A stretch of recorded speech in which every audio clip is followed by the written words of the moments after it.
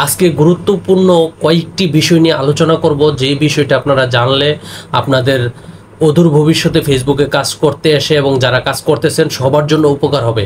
এই বিষয়টা অবশ্যই মনোযোগ দিয়ে শুনবেন। আমাদের পেজে কাজ করার পর, দীর্ঘদিন কাজ করার পর আমাদের এই পেজে কিন্তু মনিটাইজেশন পলিসি ভায়োলেশন চলে আসে। এখন মনিটাইজেশন পলিসি ভায়োলেশন যে চলে আসে, এটা আসলে কোন কারণে আসে, কি কারণে আসে, এইখানে আমি কয়েকটি পয়েন্ট নিয়ে আপনাদের সামনে কথা বলবো। আপনারা কথাগুলো মনোযোগ সহকারে শুনবেন।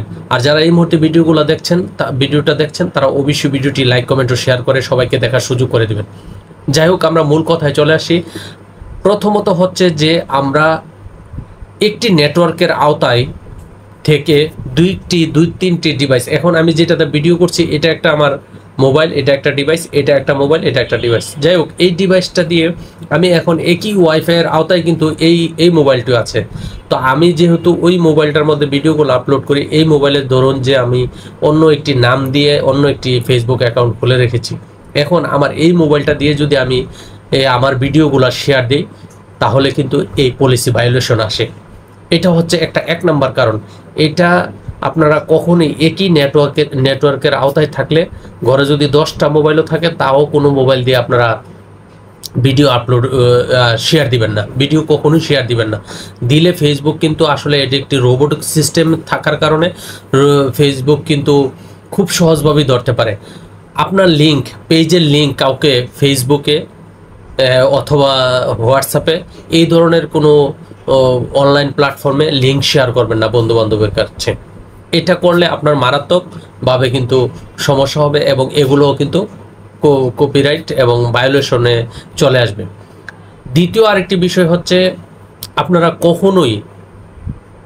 কখনোই অন্যরার মোবাইল এনে নিজের পেজ সার্চ দিয়ে বের করে লাইক কমেন্টে দিয়ে দিলেন, কিন্তু ওই ব্যক্তিটি কিন্তু আপনাকে কখনোই দেখবে না। আপনার বন্ধু বান্ধব হয়তো সে লজ্জায় কিছু বলবে না, আপনি তাদের হাত থেকে মোবাইলটা এনে আপনার নামটা বের করে, আপনার পেজের নামটা বের করে সার্চ করে ওইটাকে লাইক কমেন্ট দিলেন। বুঝতে হবে যে সে আপনার ভিডিওগুলো দেখবে কিনা নিয়মিত। এমন যদি হয় যে নিয়মিত দেখে, তাহলে বুঝতে হবে যে সে আপনার কোনো ক্ষতি হবে না। তবে এই ধরনের সার্চ করে আপনার নামটা নিজে সার্চ করে আপনি কারোর মোবাইল হাতে নিয়ে সার্চ করে অ্যাক্টিভ করে দিলেন, এই কাজটা করবেন না। 3 নম্বরে হচ্ছে যে আমরা ভিডিওগুলা দেখার জন্য, ভিডিও আপলোড দেওয়ার পরে ভিডিওগুলা চেক করি যে ভিডিওতে কি পরিমাণ ভিউ আসছে। মানে এটা একটা মারাত্মক ভুল যে আমার ভিডিওটা আমি নিজেই প্লে করে দেখছি। এই ভুলটা আপনারা কখনোই করবেন না।